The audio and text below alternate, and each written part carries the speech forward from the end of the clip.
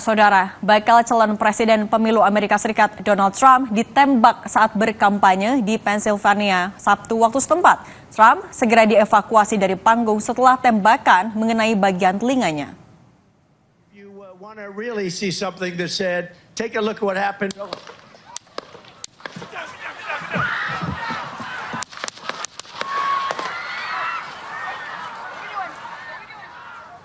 Saat insiden terjadi, Trump sedang menyampaikan pidato di hadapan kerumunan orang. Dengan cepat, Trump merunduk di belakang podium ketika terdengar suara letusan tembakan. Pengawalnya bergegas ke panggung melindunginya.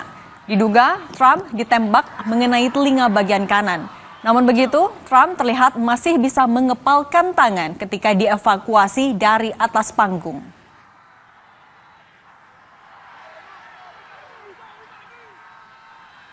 And if you want to really see something that said, take a look at what happened.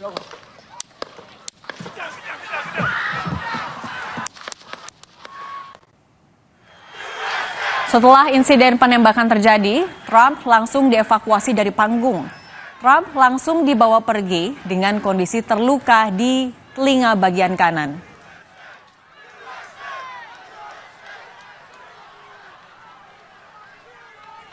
Satu orang peserta rapat umum tewas dan satu orang lainnya mengalami luka-luka pada kejadian ini. Pelaku penembakan juga tewas dalam penyergapan anggota dinas rahasia setelah melakukan aksi penembakan.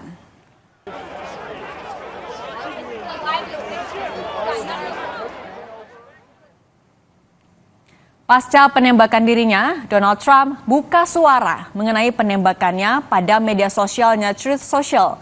Ia mengucapkan terima kasih kepada United States Secret Service dan semua penegak hukum atas respons cepat mereka, dan mengucapkan bela sungkawa kepada keluarga korban yang tewas pada insiden penembakan saat kampanyenya.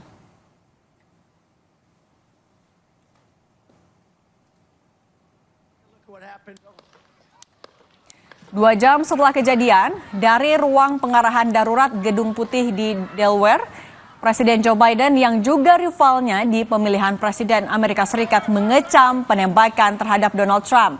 Biden mengaku lega saat Trump dinyatakan baik-baik saja.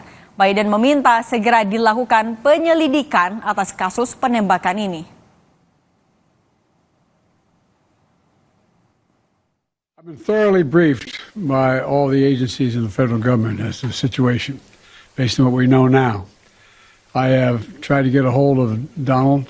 He's with his doctors. Apparently he's doing well. I plan on talking to him shortly, I hope, when I get back to the telephone. Look, there's no place in America for this kind of violence. It's sick. It's sick. It's one of the reasons why we have to unite this country. We cannot allow for this to be happening. We cannot be like this. We cannot condone this. I'll keep you informed, and if I am able to speak to Donald, I'll let you know that as well. But so far, it appears he's doing well. Soal penembakan Donald Trump saat kampanye di Pennsylvania, kami bahas bersama pakar hubungan internasional UNPAD, Teguh Reza Shah. Selamat petang, Pak Reza. Selamat petang, salam dari Bandung. Oke, Pak Reza, kita kan tahu Amerika Serikat negara yang ketat sekali keamanannya. Pengawalan presidennya juga dikenal sebagai salah satu yang terbaik. Apa yang dapat Anda baca dari penembakan ini? Ya, ternyata untuk bicara sistem keamanan itu nggak ada yang sempurna. Jadi saya perhatikan di Amerika Serikat ini ada 17 rimba raya Intel. Dan ini nggak main-main ini. Kita selama ini tahunya kan Central Intelligence Agency, kemudian Federal Bureau of Investigation, kemudian kita tahunya juga Homeland Security.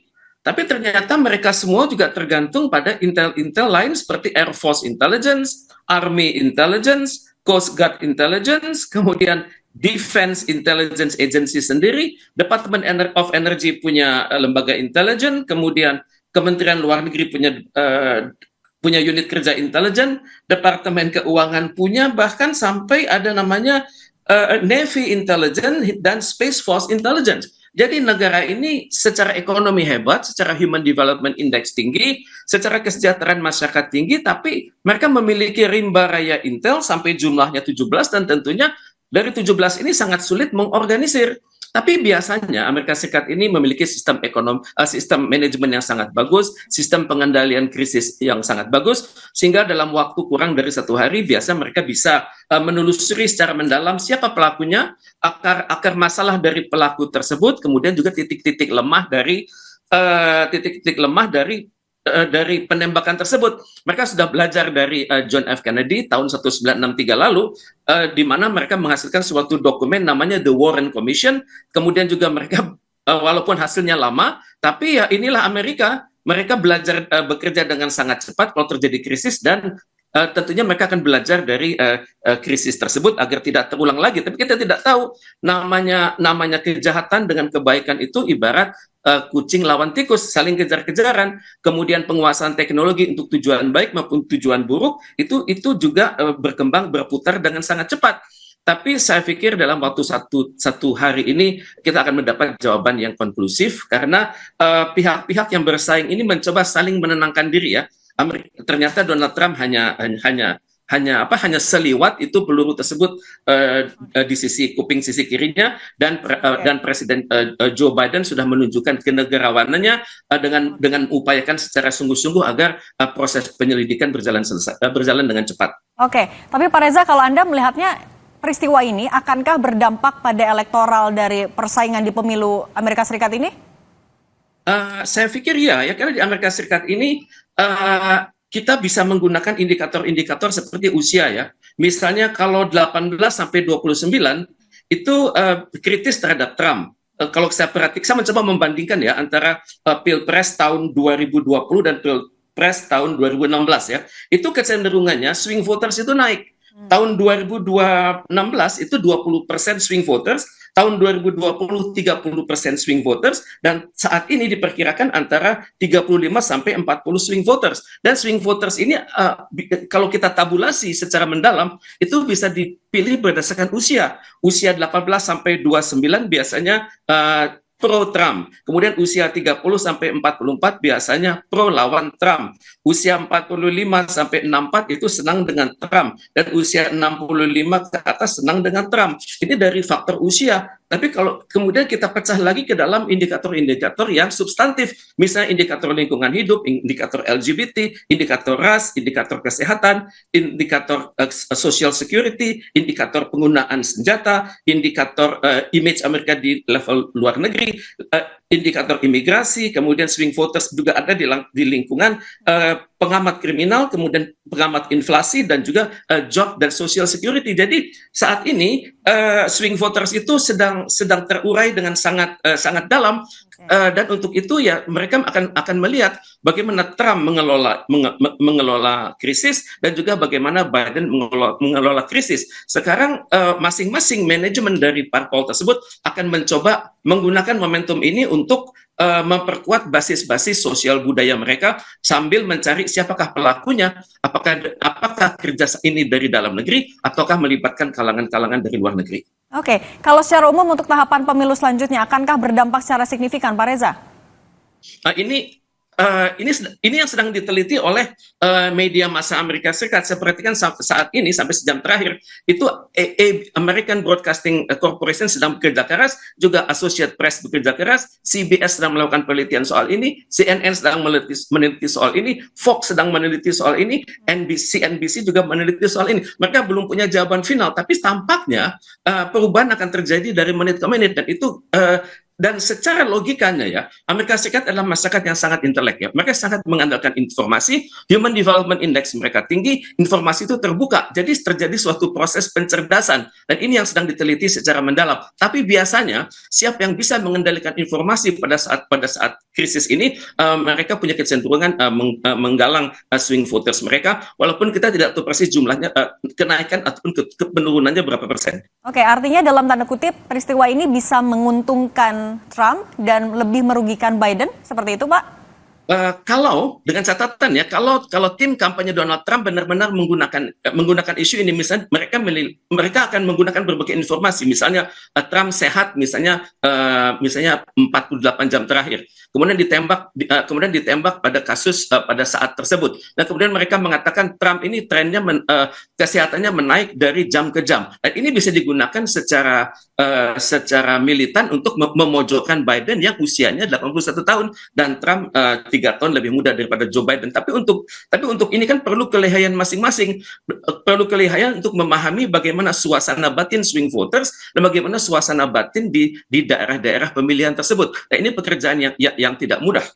Oke, Pak Reza, kita balik lagi ke soal keamanan. Trump kan adalah mantan presiden, kemudian capres. Nah, tapi ada intel, ada lapisan pengamanan yang juga sebenarnya ketat, tapi masih terjadi penembakan. Celahnya Anda melihatnya di mana sebenarnya? Saya perhatikan ini wilayahnya terbuka dan saya tidak melihat adanya pelindung di atas ya.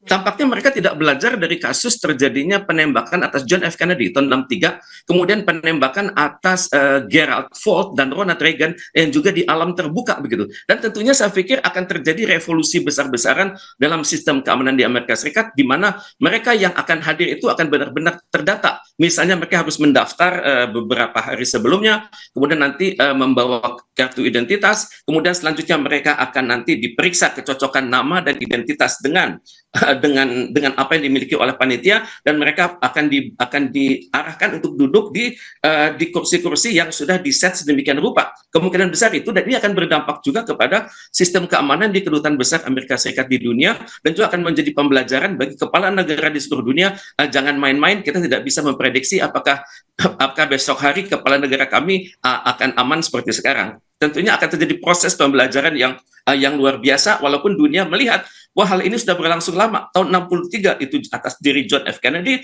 tahun 82 atas diri Anwar Sadat di Mesir. Dan sesudahnya sering lagi terjadi kejadian. Tapi semoga ini kali Amerika Serikat itu sadar bahwa jangan bermain-main dalam kerumunan, dan untuk itu crowd management akan ditingkatkan kualitas dan kuantitasnya sedemikian rupa. Dan pasti akan ada yang dipecat, karena poster terakhir yang kita lihat dari Trump adalah "You are fired", Anda dipecat. Dan saya yakin akan ada beberapa pihak yang dipecat dalam waktu dekat. Oke, Pak Reza, tapi kan pelakunya sudah tewas. Nah, untuk mengusut kasus ini, mencari motifnya juga, apa yang harus dilakukan oleh pengamanan di sana untuk bisa mengusut, menginvestigasi secara lengkap? Memang ini patut disayangkan ya, kenapa sampai terbunuh, sehingga tidak dapat dilakukan investigasi secara mendalam, tidak juga dapat dilakukan interogasi ya. Tapi Amerika Serikat adalah negara yang sangat mengandalkan sistem informasi. Jadi begitu ketahuan seseorang ini adalah pelaku, maka dalam waktu singkat itu bisa dilacak keberadaan orang tersebut sampai misalnya setahun sebelumnya di dalam dan luar negeri, dan siapa saja yang mensuplai informasi dia, dan siapa saja yang berhubungan dengan dia secara fisik, secara elektronik, dan secara diam-diam. Amerika Serikat bisa melakukan itu, apalagi kejadian ini masih baru berlangsung, dan juga sinyal-sinyal telekom itu belum tentu semuanya dimatikan oleh siapapun yang berada di sekitar situ. Oke, baik. Terima kasih pakar hubungan internasional UNPAD, Pak Teguh Reza Shah, sudah berbagi di Kompas Petang. Terima kasih. Usai jeda, saudara, Polda Kalimantan Selatan menangkap 4 pengedar obat berbahaya yang dioplos dengan kecubung yang sedang marak di wilayah Banjarmasin, menewaskan 2 orang.